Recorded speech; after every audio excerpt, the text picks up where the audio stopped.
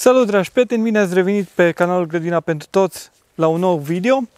În acest episod o să discut despre umilul bicarbonat de sodiu. De ce să cheltuim așa de mulți bani pe insecticide și fungicide când putem să găsim soluții atât de ieftine în orice magazin alimentar de la orice colț, cum este bicarbonatul de sodiu? Un aliment atât de ieftin și atât de banal încât se găsește în fiecare gospodărie.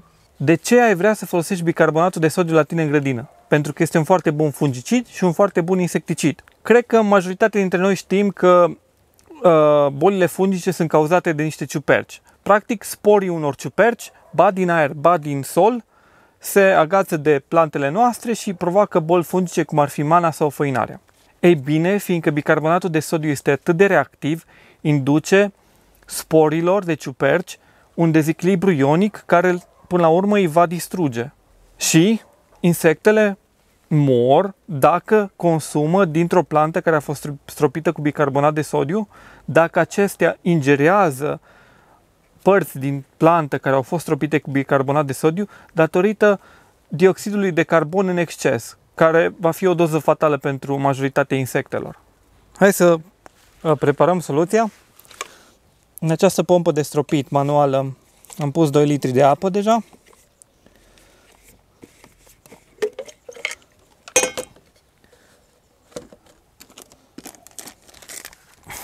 Băgăm peste cei 2 litri de apă 2 lingurițe de bicarbonat de sodiu, așa 2 lingurițe cam așa. Pe urmă venim cu 2 lingurițe de ulei vegetal.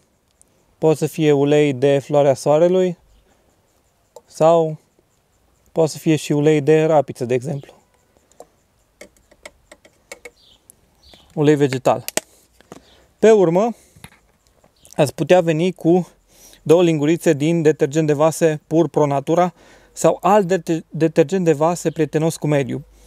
Genul acesta de detergent Pro Natura, și nu numai de la Pur, sunt mai multe firme, nu au parfumuri, nu au coloranți chimici și sunt cât se poate de prietenoși cu mediul. Pune și 2 lingurițe din acest tip de detergent de vase curat EcoBio.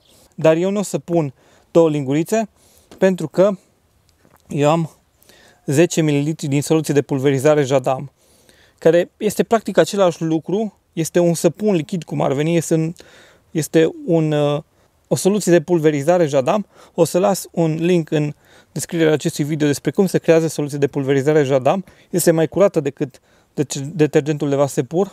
Pun 10 ml din această soluție. Dar dacă dumneavoastră nu aveți soluție de pulverizare Jadam, puneți 2 lingurițe de detergent de vase. Ce rol au fiecare? E bine, bicarbonatul de sodiu, v-am zis mai devreme, uleiul și detergentul de vase au rolul de a sufoca insectele, deci poate să fie și un insecticid de contact, și detergentul de vase, sau în cazul meu soluția de pulverizare Jadam, are rolul de a ajuta ca soluția să se lipească de frunze și să se pulverizeze uniform. Soluția este gata, hai să o aplicăm. Încep prin a da pe roșii.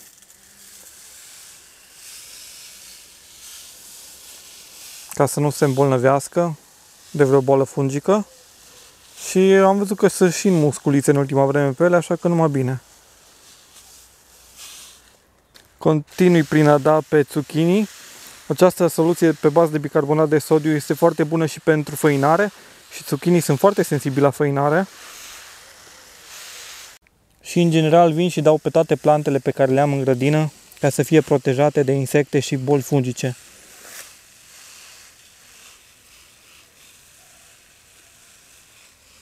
Dacă ți-a plăcut acest video, te rog, dă-i un like. Dacă vrei, abonează-te. Mă ajută foarte mult să cresc canalul. Distribuie și prietenilor tăi precis au nevoie de această informație. Îți las, uite, și aici un buton de abonare și aici, uite, îți las un link către video cum să faci soluții de pulverizare Jadam. Ne vedem data viitoare, ceau!